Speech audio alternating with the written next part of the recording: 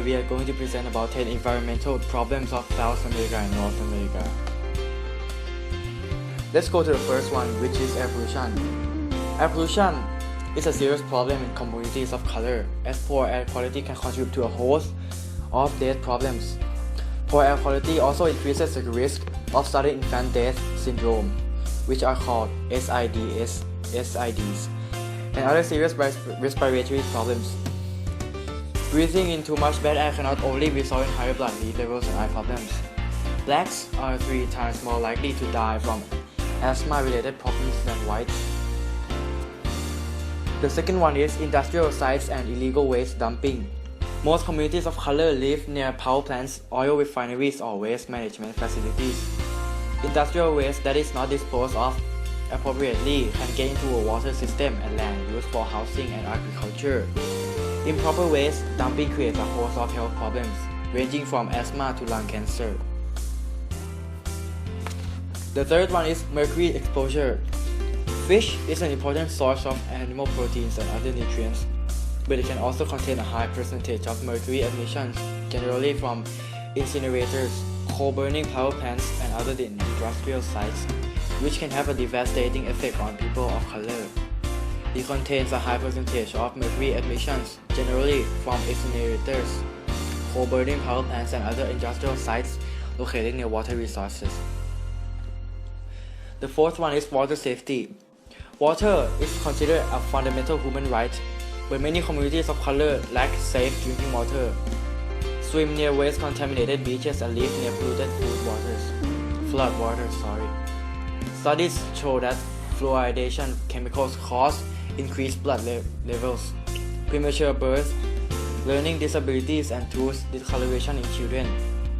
Poor water quality is also attributed to higher rates of complications related to kidney failure and diabetes among blacks. The fifth one is transit justice. Public transit is used at a higher rate by more people of color and low-income communities than whites. While there are environmental and economic benefits to public transit, there have been complaints made by transit justice activists in cities around the country. There have been complaints made by transit justice activists in cities around the country about fare hikes, service cuts, and lack of responsiveness to customer complaints. Food deserts. Communities of color are more likely to live in food deserts, areas where communities lack access to supermarkets and other sources of affordable nutrient food necessary for maintaining a healthy diet. Food deserts play a major role in health and environmental degradation. Urban green space, more skyscrapers, and industrial field homes in urban areas. Less green space becomes available, especially from communities of color.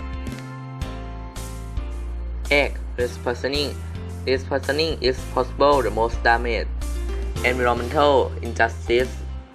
Black and poor children are 8 times more likely to be poisoned by less than those from higher income and white families. Repositioning contributes to a host of problems including learning disability, iron, calcium, and vitamin C deficiency.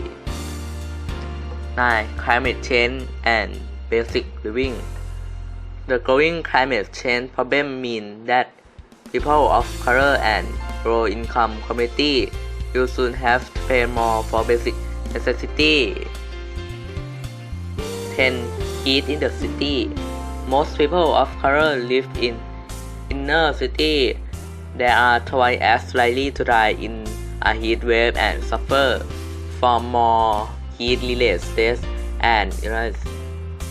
There have been discussions by policy makers and activists on ways to increase central air conditioning and swimming pools in this community.